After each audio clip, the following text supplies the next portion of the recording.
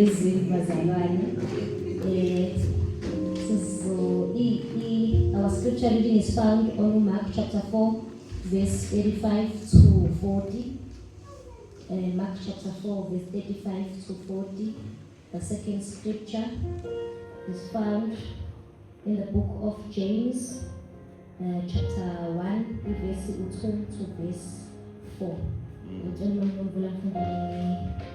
This Zulu, then I will just read in English. Amen. Amen. The Gospel of Mark, we are reading chapter 4 from verses 35 to verse 40. Amen. Verse 35.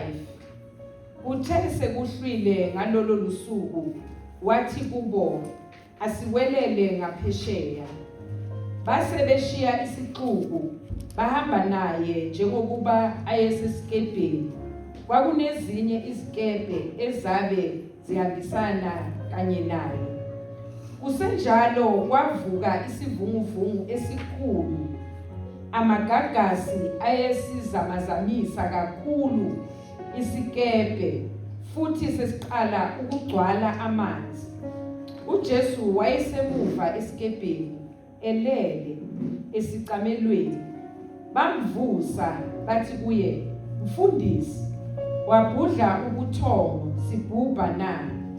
Wayesevuka wawukhuza umoya wathi kulo ulwandle, "Thula," uthi du. Umoya wawusuthula kwaba nokuthula okukhulu. Wayesethi kubo, "Yini nibe ngamagwala na? Anikabi nakukholwa namanje na?" Base beba nokwesaba okukhulu, bakhuluma bodwa bathi omunye komunye, "Kanti ngubani lo? Lokhu ngisho umoya nolwandle kuyamlalela na?" Amen. In English, the second scripture, Mark chapter 4, verse 35 to 40. That day when evening came, he said to his disciples, "Let us go over to the other side." Leaving the crowd behind, they took him along just as he was in the boat. There were also other boats with him. A furious swell came up and the waves broke over the boat, so that it was nearly swamped. Jesus was in the stand sleeping on a cushion. The disciples woke him up and said, "Teacher, don't you care if we drown?" He got up, rebuked the winds and said to the waves, "Quiet, be still." Then the wind died down and it was completely calm. He said to his disciples, "Why are you so afraid? Do you still have no faith?" NgesiZulu Jakobe verse 2. Bazalwane bami, uma nehlelwa izilingo ezinhlobonhlobo, zithatheni ngokuthi zingukuthokoza kuphela. Nazi ukuthi ukuvivinya kokukholwa kwenu uveza ukukhuthazela. Ukukhuthazela makube nomphumela opheleleyo ukuze nibe ngabakhulile nabapheleleyo nabangaswele lutho. Amen. Amen. Consider it pure joy, my brothers and sisters, whenever you face trials of many kinds, because you know that the testing of your faith produces perseverance. Let perseverance finish its work so that you may be mature and complete, not lacking anything. Amen. Can we just pray as a Lord? Father, we thank you for your word. We thank you Father, may you speak to us in all the situations that we are going through. Also, see peace, in Jesus' name. Amen. The title of my message is Ukholo lwethu luyaqinisa. Kahle kahle nje usizama usevedane washumayela my message bazalwane. Hallelujah. So ukholo lwethu luyaqiniswa bazalwane. Uma sifunda kuMark chapter 4 verse 35 Jesus uhamba nama-disciples akhe and uthi uJesu, let us cross over to the other side. He says we are crossing over to the other side. Uma bengena emkhunjini, as they are crossing over, sekuvuka umoya, ivunguvungu, sekungazathi umkhumbi manje uzobachitha bazalwane. Hallelujah. Ngoba uJesu sekukhulumile izwi uthe we are going to the other side. So already the word is spoken that we are going to the other side. So manje ngoba behamba sekuvuka something that is contrary to the word of the Lord. Amen bazalwane. Sekuvuka ukuphikisana nezwi uNkulunkulu asekukhiphile ukuthi siya on the other side. Kuvuka umoya, kuvuka ivunguvungu wamagagasi ayalwa bazalwane. Hallelujah. So that is what happens bazalwane when God gives us a word or a promise. Uthi usahamba obeying as you are praying, as you are taking that step of faith, uzovuka something that is contrary to the word of the Lord. Not ukuthi kuzothi awukholwa, kodwa kahle kahle kuzoqinisa ukholo lwakho. Ngoba izwi ukuthi uyaphesheya, but manje sekuvuka into ezophikisana nokuthi uye ngaphesheya. Something that is contrary to the word. Iphikisana nje nokuthi uNkulunkulu usethe uyaphesheya. So yilokho esinokubona nathi ezimeni zethu, uNkulunkulu uyasinika ithembiso, akunika ukuthi vula le business, but uthi usa-obeya, taking that first small step of faith, sekuzovuka into bekade kuthulekile, kodwa ngoba manje you are taking a step, sekuzovuka umoya, kuzovuka ivunguvungu bazalwane. So it is just trying to prevent you from going to the other side.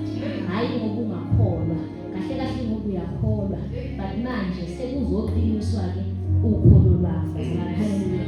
So uJesu uzofike athi kithi uyisiphile isithembiso, siyazazi eBhayibhelini ikhona ukuthi you are healed by Jesus' stripes, you are healed. Kodwa uzobona kwenzakalani, uzo-attackwa ukugula. It is contrary to the word of the Lord. Attackwa ukugula. uJesu uzothi you are blessed going in, you are blessed going out. Kodwa uzothi uyaphuma nje uya-apply, uvaleke iminyango. Ngisho nalabe kuthiwa laphaya faka uzongena, uthi uyanokha uvele uvaleke bazalwane. So sekwenzeka into ezophikisana nje nalesi sithembiso esesikhona already as you take your small steps of faith bazalwane. Hallelujah. Uzothi uqala lela business, uthi nje usathi nje uyanokha, vele kuthiwe no, i-resistance ibe ngapha, i-resistance ibe nkulu.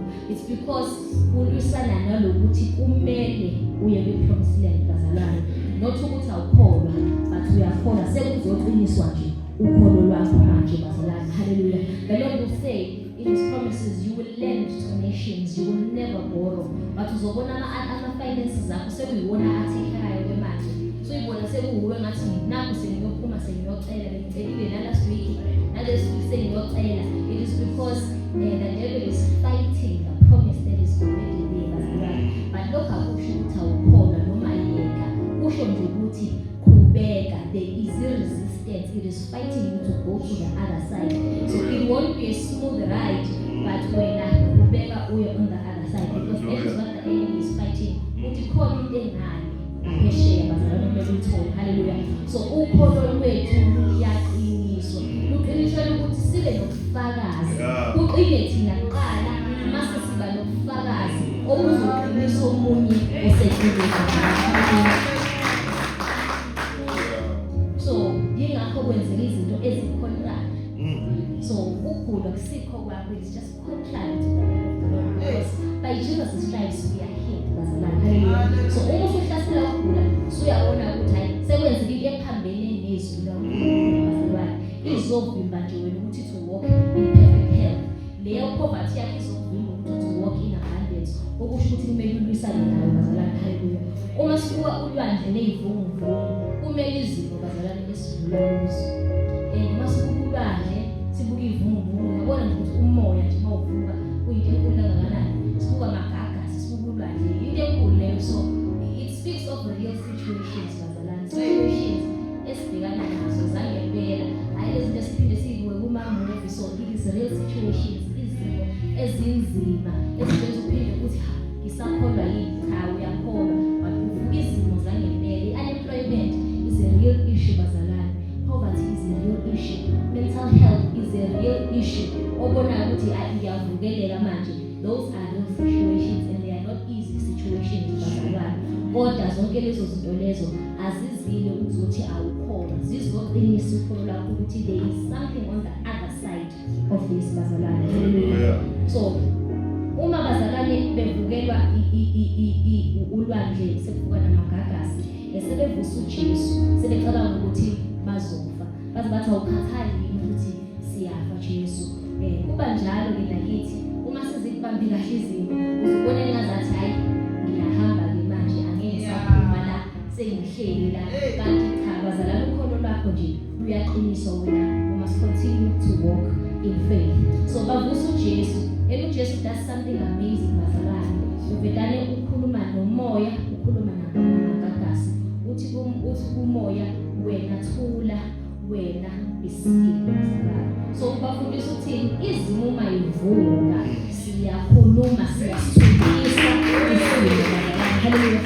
So izimo zizovuka kodwa uJesu uzuyamangala uzuyababuza kanti yakholwa yini na ngoba uJesu expect ukuthi yes you are going to the other side but izimo endleleni zizovuka. Uma kuvuka izimo wena wenze njani uyasithulisa isimo. Uma kunomoya uthi uyathula tshela amagagasi ukuthi wena yehlisa umoya ibakhama isipho bazalwane.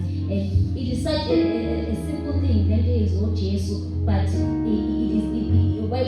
bafundisa ukuthi nangakusasa basazobhekana nento kanje la kuzomela khona ukuthi bathulise izimo ngoba zisazovuka izimo bazalwane. Ngoba nje liya on the other side kukhona abayokwenza vele on the other side.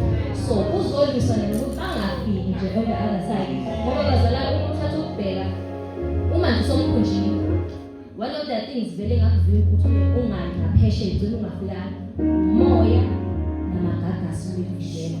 Uma kuvuka lezi zinto zombili vele kungenzeka ukuthi ugcine ungafika kodwa uthi uJesu asikhulume isimo uma sivuka uyakhuluma.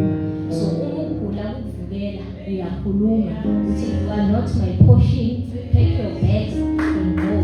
Ukuvukela uyakhuluma uthi this is not my portion, take your bags and go. For every situation esidlula kuyo bazalwane there is a word of faith we can always speak. So uthatha izwi laNkulunkulu uyalikhuluma ngoba ngesikhulume noma yini uzokhuluma nje izwi laNkulunkulu lona kuphela lizothulisa isimo. So utshela ukuthi not like pack your bags and leave. Uyatshela lokho kuhlukene pack your bags and leave. Kodwa ngisho uvuka imsindo uthi hayi kini ukhuluma ukuthula kuleso simo bazalwane asithuli siyakhuluma kumizimo zisivukela. Lokho kuqinisa nawe ngoba kusasa uzoba nobufakazi ozomala phambili ukutshela abanye ngoba namhlanje yini sasa womunye ubufakazi bami mangikuthula la uma sezibuwe uqiniso omunye ukuthi hayi uthobe kuwadlula into nje washo ukuthi hayi uNkulunkulu nje angihlale ngimemeza nje ngithi hayi ngiyini angihlale ngimemeza ngithi inyanga iyavuleka kwavuleka bazalwane. So esidlula kuko namuhla kuqinisa thina kuqala mase ubufakazi bethu buzoqinisa umuntu useceleni bazalwane. Hallelujah. So sizobheka uMark chapter 11 verse 12 verse 25 ngizosamaraza nje bazalwane for the sake of time. So uJesu nabafundi bakhe bayahamba uJesu bahlangana with the fig tree. uJesu ufuna he was expecting ukuthi uzothola isithelo esihlahleni but akatholi lutho. So uyasikhesa isihlahla uthi no one will ever eat from you ever again. Abafundi basabangele nje ukuthi uJesu waye eqalekisa isihlahla ngoba okokuqala one the Bible says that it was not the time for the fig tree ukuthi ngabe sikhipha ithelo but uJesu uyasiqalekisa. Bayahamba ngakusasa uma bebuya uPeter uyasibona isihlahla uthi Nkosi lesi sihlahla leso siqalekisile sesibunile from the root sesibunile. uJesu aka-address even that issue uthi uma nje ngikhona ngiyothi kule ntaba le suka ubudle ukuhamba uyokhosokolwayo bazalwane. So uJesu bafundisa ukuthi uma kunezimo empilweni yakho noma ngabe zibukeka zipermanent kanjani ubuke nje isihlahla ukuthi kade sakhona ukuthi ama-roots akho asuke nje kanjani ebambele kanjani ubuke intaba that situation ibukeka vele i-permanent it's always been there ihlale khona kodwa uthi uJesu you can say said to this mountain, move. So akasho nje intaba uJesu usho izimo ukuthi kunezimo nje empilweni zethu bese zi-permanent, sezibukeka zi-permanent. Kudala zakhona emndenini yethu, selokhu zakhona nawe nje ukufika kuthiwa hayi vele lakhaya kunje. Uthi uJesu, you can say even to that mountain, move and be thrown into the sea, bazalwane. So angazi ukuthi mhlawumbe sakhe izinto ekhaya kume kanjani, isiphi situation esibukeka nje ukuthi hayi le yala ekhaya i-permanent. But uthi uJesu, you can always speak to the situation, you can tell the mountain to move. So siyakhuluma bazalwane, izimo ngisho ngabe seyibheka ukuthi zi-permanent kangakanani, they are not our portion bazalwane. Uyakhuluma naso isimo uthi wena get out. This is what my portion. Hallelujah bazalwane. Uma sibuka bazalwane kuMark chapter 10 verse 46 to 52, iBhayibheli likhuluma ngoBhadalameli owayengaboni emehlweni bazalwane. So uBhadalameli uyezwa ukuthi uJesu uzodlula akaboni, uhleli phansi. Okokuqala nje uJesu uma edlula uzodlula vele uhamba nesixuku sabantu. So uBhadalameli uyamemeza bazalwane uthi indodana kaDavide ngihawukele. Bayamthulisa abanye bathi ayithula wena, bathi uBhadalameli akathuli, kunalokho umemeza kakhulu uthi indodana kaDavide ngihawukele. Agcina uJesu esephendukile aye kuye am-address ngempela akuthole ukubona kwakhe uBhadalameli. So uBhadalameli usifundisana ukuthi kunezimo uJesu nje oqala benesixuku isimo nje sokuqala leso. Osu bayamthulisa umezama ukumemeza bathi akathuli, even though naye konke ngiyayidinga into engiyidingayo, kodwa abantu bayamthulisa, kodwa uyamemeza. Uma bemthulisa yena umemeza kakhulu, uma bemthulisa yena umemeza kakhulu until azayithola i-attention kaJesu bazalwane. So uma ungcwele bengifundisa nje nami la ukuthi i-faith ithobeka ayisho ukuthi just because you have spoken once or you have tried once, noma mhlawumbe utrayeka u-20 or kade uzama kusho ukuthi yeka. I-faith isho ukuthi uma sekusho mina uzokwenzeka. So when you keep going back, ngabe uaplayile bangakuthatha last year uyavela futhi i-position akashintshi lutho ey'meni zakho, but you still go back and you apply.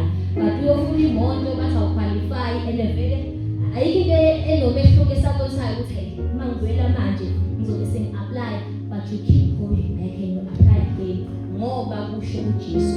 If he said so, whether you will do because he said so, that is the faith bazalwane. Akusho ukuthi ngoba usuzaleka u-50 sekwanele usuyagibela. I-faith ithi ngoba kusho uJesu okusho ukuthi ngizobuyela. U-Abraham ngingathi eyonikela no-Isaac bazalwane. U-Isaac uyabuza ukuthi iphi inqaba ngoba nawo umlilo nazi inkuni. Uthi uJesu uNkulunkulu uzoyibonela. In other Bible translations it says the Lord will see to it. So angazi kanjani, but the Lord will see to it. So now bazalwane, that is what you do. No matter what you just say no. The Lord said he will see to it. So we will apply it. He said he will see to it. And as we tell that experience, and as an actual value, we have many positions, but we will follow food. But the Lord said he will see to it. So if we last month, but I will qualify. This man, I will check your food because the Lord said he will see to it. And he said he will see to it. So young baby to show Jesus. Akashiji lutho kodwa uzame futhi. Kodwa ngiyazama futhi.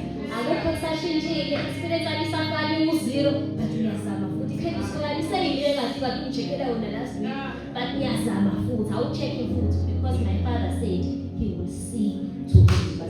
So that is he will see to it. Ebese thina siyaqhubeka. Ebheke bazogcina sebekwazi. Sebethaya uthi sengibuyile awucheck futhi. He said he will see to it.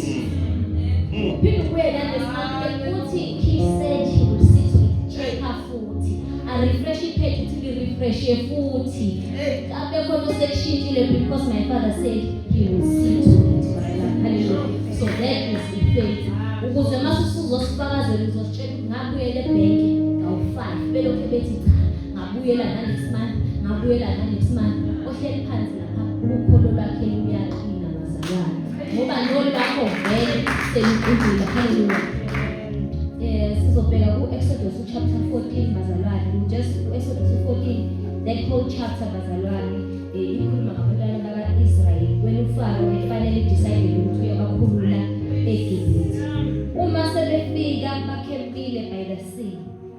The Bible says ukuthi uFaro useyacabanga usebuye engqondweni zakhe uthi hawu sibakhululeleni abantwana baka-Israyeli ngobani manje abazosiseva.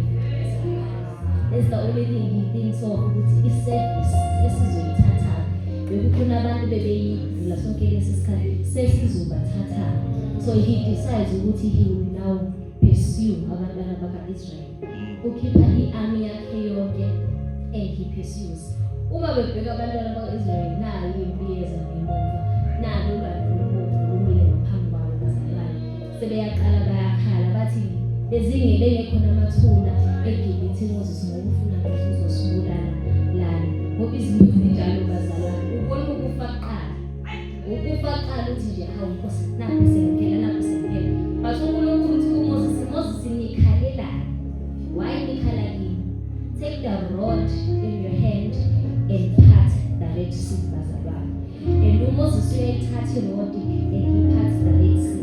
The Lord says abantwana baka-Israyeli batshele baye phambili abasayi emuva bazalwane siya phambili. Hallelujah. Ngoba bazalwane izimo zethu noma sesidedelile ezinye kade zikubambile sesidedile. Uma sesikwazi ukuthi hawu nangewela ngempela sizokububha futhi sizocheck ukuthi usengamthona yini sizokububha futhi. But uthi uMoses uNkulunkulu kuMoses uthi take the staff ezimpelini but take the staff and open the Red Sea bazalwane. So what is our rod thina? Our rod is that we speak bazalwane. Hallelujah. So uMoses wathatha rod wavula ubandla empofu. Our rod is that you will speak ukuthi emuva angisabuyeli emuva. So lento engaphambi kwami ayivuli indlela ngidlule bazalwane. So you will say to your sickness, I'm not going back to that bed. I'm not going back to that sick bed. Angivulele ukuthi kuyaphambili. I am going forward in perfect health. Into poverty, I am not going back. I'm going forward into abundance. I am not going backward with mental health. I'm going forward. I have a sound mind. So you will speak bazalwane. And ukufakaza abantwana baka-Israyeli ababa nabo kuthiwa uma befika ngale baphesheya izizwe abayifica ngale zazibasaba ngoba zaseyizwile ukuthi uNkulunkulu ubenzeleni bazalwane. So ubufakazi bethu bubaluleke ngalokho ngoba ngisho ngazi uzokwazi ukuthi ukhona uNkulunkulu. Babe basaba ngoba babazi ukuthi uNkulunkulu ubenzeleni. Ngokulwandle olubomvu it wasn't just the first miracle uNkulunkulu ayenzile kubantwana baka-Israyeli. Babe nobufakazi obuphathekayo abantwana baka-Israyeli. So ngakho nathi asikwazi ukuhlehlela emuva just because kunesimo nje osibona ngathi simile la phambi kwakho. So uyaqhubeka phambili bazalwane ukuqhubekile and take the steps of faith bazalwane. Hallelujah. So the Bible says bazalwane ukuthi uma sibheka bazalwane kuDaniel chapter 3 bazalwane sisabheka ubufakazi esithola iqiniso abanye abantu bazalwane. So kunoDaniel chapter 3 bese sizobheka futhi noDaniel chapter 6 bazalwane. And there's a reason why these Bible scriptures zisondelene and why they are so relevant bazalwane. So kuDaniel chapter 3 the three Hebrew boys bazalwane, the Bible says ukuthi babangani baka-Daniel, Shadrach, Meshach, Abednego. The Bible says they were the friends of Daniel. If you read the chapter, it tells they were the friends of Daniel. So uKidnezar ukhanda a golden statue uthi akukhothame kuso, but bona bayanqaba labafana bathathu bathi thina ngeke sizokhothame kulesi thixo esibaziyo.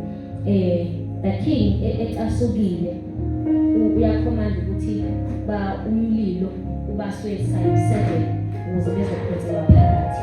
Bayathathwa baphothelwa phakathi bazalwane, bathi abafi they are not consumed. Kunalokho babonakala belihamba phakathi and baphoswe bethathwa, but now sekubonakala nowesinye uhambayo nabo la emlilweni. Uma bekhishwa bazalwane baphuma abashana abantu ngisho intuthu baphila nje saka bazalwane. So even in this Bible, in this story in the Bible bazalwane, umlilo umele izimo esidlula kuzo bazalwane. Umlilo isimo ezinzima esidlula kuzo bazalwane. Usathane uya intensify abazalwane pressure.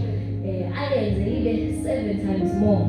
Uthi ukuthi nami ngiyaphambili athi nososana nami ngiyaphambili kuze kube u7 times i-pressure bazalwane but lokho akusho ukuthi hlehlele emuva nawe uyaphambili bazalwane uma sibuka nje isitori sika Job bazalwane usathathe lokho intensify uJobe kwakuba yilokho esathu salalele lokho kube yilokho esathu salalele lokho sekuyilokho kwaze kwaphela konke bazalwane so usathane wenze njalo uya intensify i-pressure bazalwane lento asuke efuna ukuthi ingenzeke uzo intensify i-pressure ukuthi ufeel ukuthi hayi ukuthi ngisakholwa kahle kodwa yebo uyakholwa kodwa nje uzoqinisa ukholo lwakho. Can you imagine bazalwane the testimony there is 3 Hebrew boys babenayo babehamba beyikhuluma babesho ukuthi mina ngaphuma emlilweni ngaphuma ngangisho inkuthu ngaphuma ngashangisho impwele lamololo ukuthi owayelalela bazalwane osenkingeni ngaleso sikhathi wayezizwa kanjani yena wayezwa ukuthi hayi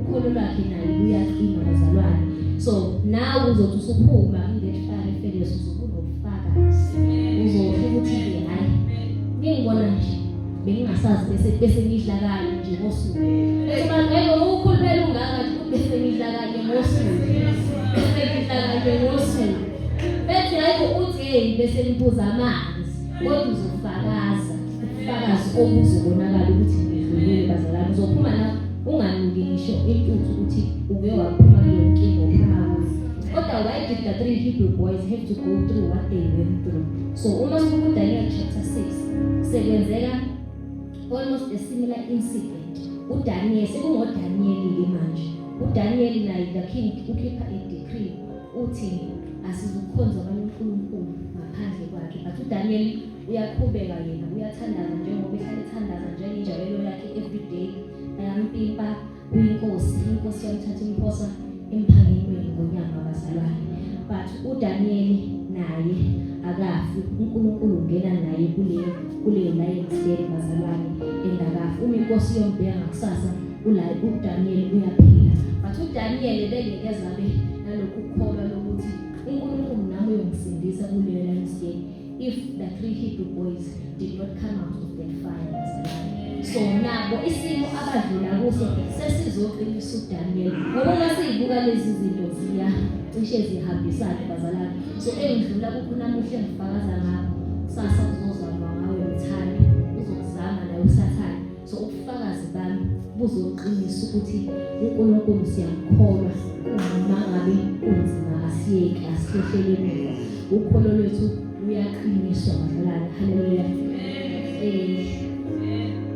noJarius sizobuka uJarius bazalwane uJarius nawe ukholo lwakhe lwaqiniswa bazalwane uMark chapter 5 verse 21 to 43 uJarius ugulelwa ingane he goes to Jesus uyamtshela ukuthi ugulelwa ingane ucela uJesu azophilisa ingane yakhe uma besahamba sebeya endlini kaJarius there's an interruption yenzakalayo uqhamuka la woman with the issue of blood ifika ithinta uJesu so uJesu ezophuma amandla aphumele kuye uyaphenduka now he addresses the woman uthi ukukholwa kwakho ukuphilisile uma kusenjalo nje kufika umbiko bathi abantu kuJarius ayingane yakho isishonile ungasamhluphi uJesu ingane isishonile but uthi uJesu ungakhathazeki wena nje kholwa bese bayahamba baqhubeke baye kaJarius ufika uJesu avose ingane kaJarius bazalwane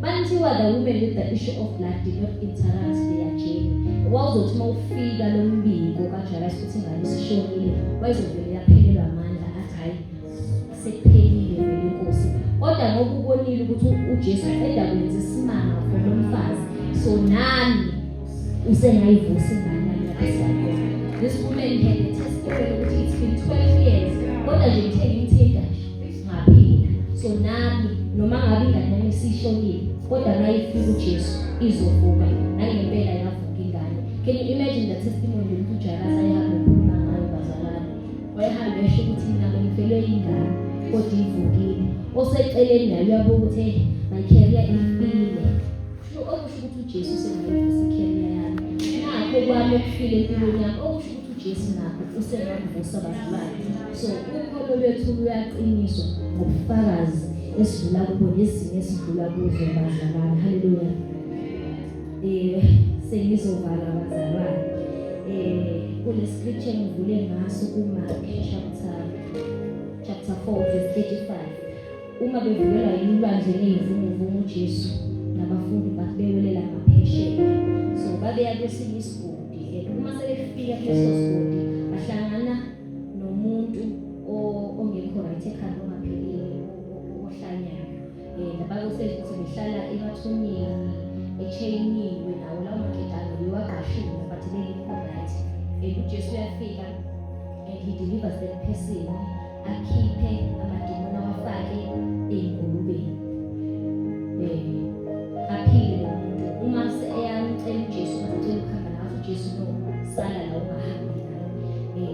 But uJesu uma efika emadolobheni uyafika ashumayele enze miracle signs and wonders. But now because useqeda ukukhipha amadimoni awafake ey'ngulubeni, le y'ngulube zangena olwandle abantu babengasanele so bamxosha bathi akahambi. So he couldn't do any more miracles. Bengasakhona ukuthi aqhubeke enze nje behlala enze uma efike endaweni. But the Bible says that bazalwane this man that was delivered from the spirit sokusanga ekhaya wahamba washumayela idolobha lonke, wakhuluma ngetestimony yakhe, wafakaza idolobha lonke and abantu bakholwa kuJesu basindiswa ngenxa yokufakaza balo muntu obekade engaphile ekhanda bazalwane. So can you imagine umfakazi oqhamuka kumuntu kade simbona sonke esemathuneni eboshiwe waqashula ayikashula amaketanga bayefasini umuntu kade engaphile ekhanda. Can you imagine umfakazi ayihambe eboshe bazalwane kubani kwakumpilo yakhe nje ayikufakazi yena ngoba nawo useyaphila. Abantu sezwe ukuthi abantu bakholwa uJesu basindiswa bazalwane. So mhlawumbe wena ushumayeli awumi phambili khona ukushumayeza abantu ukuthi babuye bethatha uJesu njengenkosi nomsindisi, kodwa ubufakazi unabo bazalwane. Unobufakazi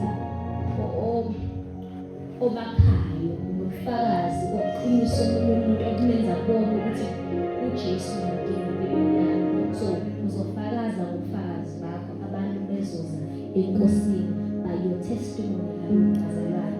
So izimo zethu esidlula kuzo akusizona ukuthi nje zizosibulala but zizoqinisa thina uqobo, lisinike ubufakazi obuzoqinisa omunye umuntu oseceleni bazalwane. So ngenkathi kuvuka nje ley'vunguvumu bakuzovimba nje umsebenzi ukuthi abangafiki ngaphesheya bayokhululisa leya ndoda leya ezohamba ihambisa ubufakazi edolobheni lonke, abantu baze basindiswe baya kuJesu. uJesu ngiyabona ukuthi akakhonanga ukushumayela abantu basindiswe, kodwa khona owashumayela ngobufakazi bakhe bazalwane basindiswe abantu. Siyakhumbula nje bazalwane ukuthi uMamdladla benobabudladla befakaza la bethi kathi betshontshelwe imoto befakaza ukuthi imoto kwasha yotheni kodwa seyibuyile sebeyitholile belethele ubufakazi. Bathi abantu babuza umakhelwane ukuthi nikhonzaphi, nawo nje abantu babuza ukuthi nikhonzaphi. Base kwaba khona nomndeni wakamnguni wezulu kathi beqeda ukuba u-accident baphuma nabo bengenamiyo. Bathi the guy orana leyo construction kuleyo ndawo naye wafike wamangala wathi nikhonzaphi bazalwane. So ubufakazi bethu buzokwenze njalo, abantu bayobuza ukuthi hayi ubani lo Jesu enimkhulayo, ubani lo uNkulunkulu enimkholwayo, ukuthi niphume ngimele kanje, niphume niphila, ningene ngimele kanje, niphume kungabi ne-trace yokuthi niye nangena nje ey'mele kanje bazalwane. So siyafakaza, siyashumayela ngobufakazi bethu futhi siyaqinisa abanye abantu bazalwane. Ngiyabonga kakhulu bazalwane.